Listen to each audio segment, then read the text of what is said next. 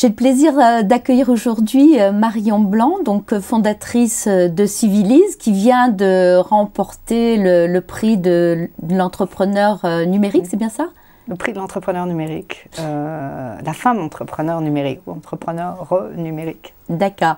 Donc, alors, expliquez-nous avant de parler de Civilise. Donc, le numérique pour vous, c'était une voie que vous aviez choisie dès que vous étiez étudiante, ou vous êtes tombée dans le bouillon Alors, le numérique, je ne l'ai pas du tout appris à l'école, j'ai fait l'ESSEC.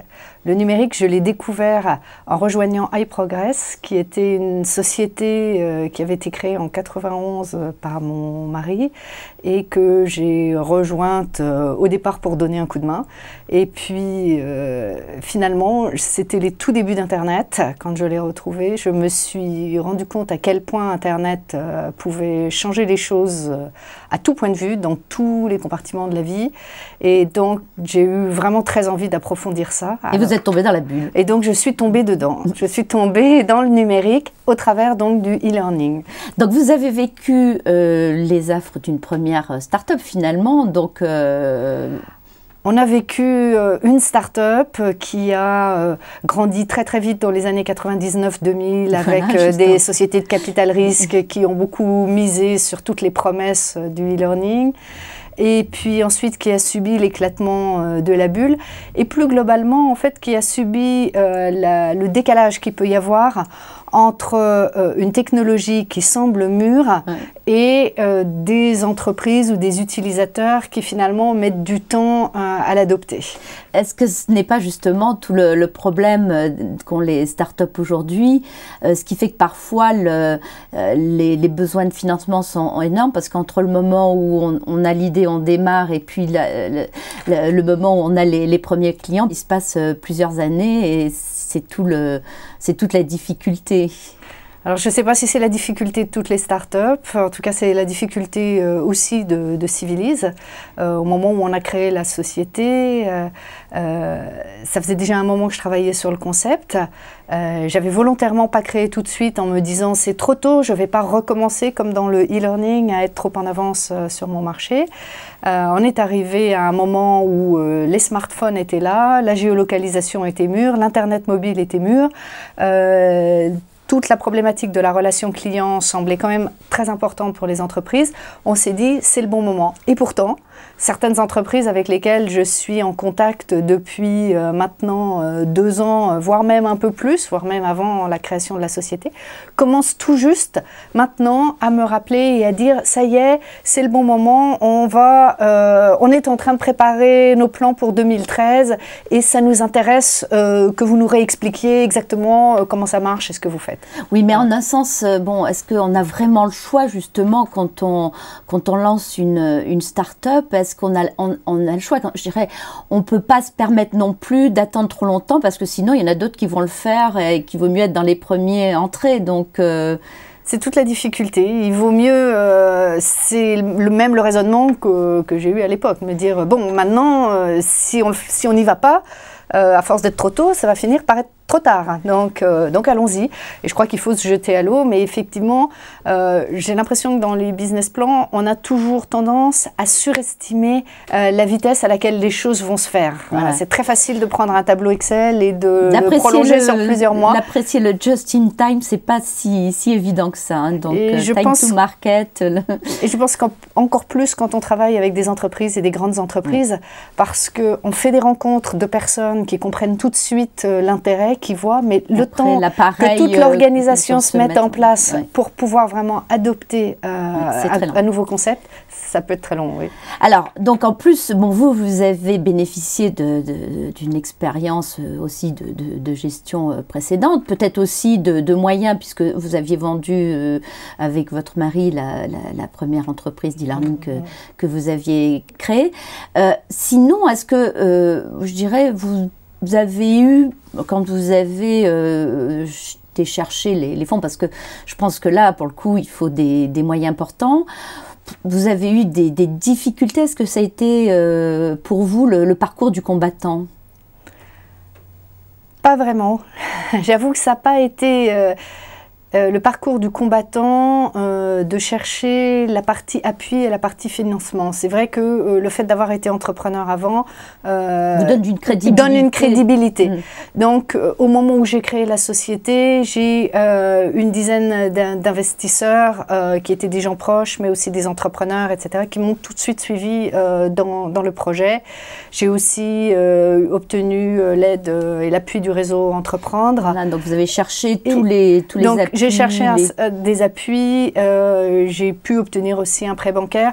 Donc, le package de départ était assez facile. Là où c'est plus le parcours du combattant, c'est après justement de tenir le temps qu'il faut. De tenir le temps qu'il faut. Oui. Jusqu'à que les choses aboutissent. En fait. D'autant que vous ne pouvez pas faire ça seul, donc vous avez dès le départ probablement recruté des compétences. Dès le début, j'ai créé la société et dès le début, je me suis entourée de compétences notamment techniques, mais pas que techniques. Alors des gens très très jeunes, des gens sortant d'école, pratiquement tous, très brillants. Alors justement, qu'est-ce qui vous a amené à choisir des jeunes? Vous pensez que la génération Y est plus à même de percevoir justement les évolutions à la fois technologiques mais aussi l'ère du temps, donc Je pense que la génération Y a cette perception, mais il y a aussi un côté très pratique pour les entrepreneurs. C'est qu'un développeur expérimenté, ça coûte très cher, c'est pas très facile à trouver.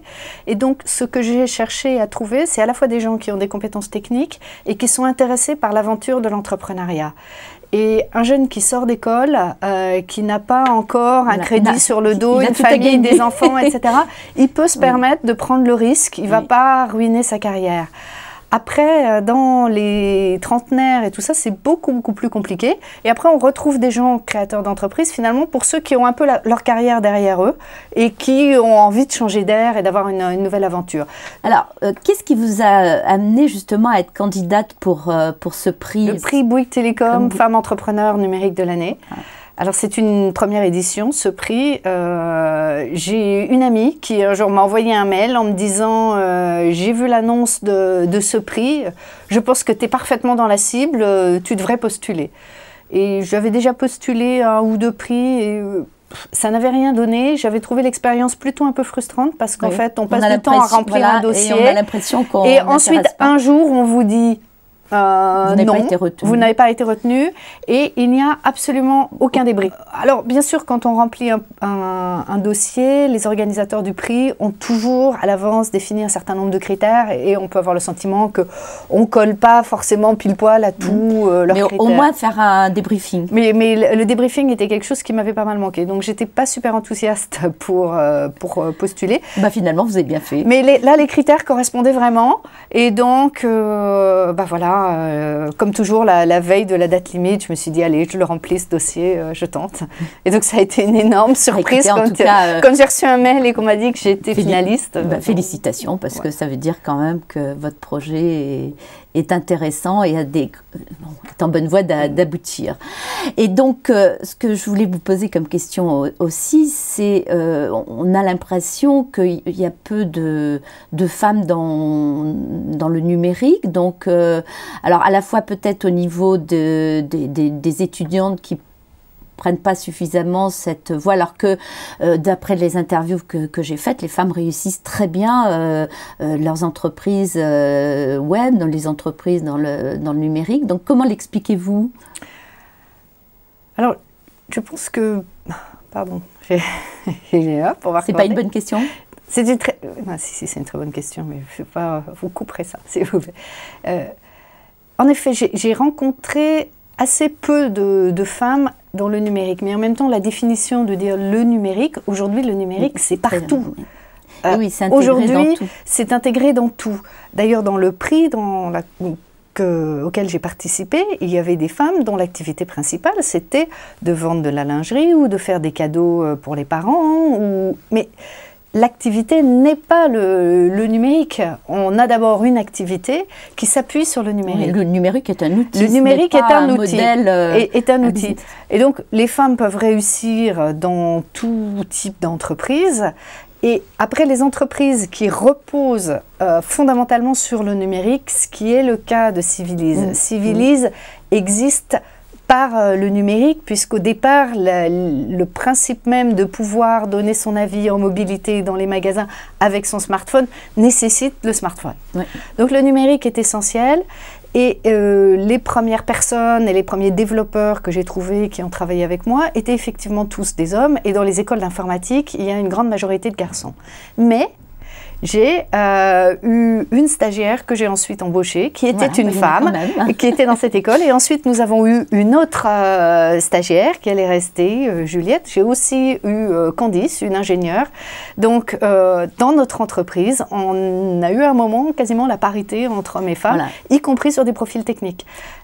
C'est tout le message qu'on voulait faire passer, donc que les femmes ne choisissent pas ce secteur. Alors, un dernier commentaire, ou des conseils que vous aimeriez donner? Alors, des conseils que j'aimerais donner à une femme, c'est d'oublier qu'elle est une femme. C'est-à-dire de vivre sa carrière, de faire ce qu'elle a envie de faire, de créer son entreprise ou de travailler en fonction de ses besoins, de ses goûts. Et surtout, de ne pas se poser de questions, en fait. On se pose trop de questions, nous. Je pense que certaines femmes se créent des barrières, un peu elles-mêmes. Moi, je n'ai vraiment jamais rencontré le moindre obstacle de type sexiste, quoi. Vraiment, jamais. Eh bien, écoutez, je vous remercie pour ce témoignage. Encore félicitations. Et puis, je suis sûre que Civilise va se développer de façon importante. Voilà, il suffit d'être un petit peu patiente, mais je crois que vous l'avez déjà été pas mal. Donc, peut-être que maintenant, avec cette visibilité qui vous est donnée, les choses vont s'accélérer. Je vous le souhaite. Je l'espère aussi, et je pense que c'est vrai que ça va être le bon moment, parce qu'il y a une nouvelle version de l'application mobile Civilise qui va sortir. Tout le monde va pouvoir la télécharger, et je voudrais vraiment profiter de cette visibilité pour faire passer le message, de dire à tout le monde, vous êtes tous des consommateurs passifs, vous pouvez devenir actifs. Vous pouvez du coup en être même récompensé, avoir un rôle à jouer. C'est amusant, c'est pas difficile et c'est sur votre téléphone. Eh bien, merci beaucoup Marion, et puis bonne continuation. Merci Maïté.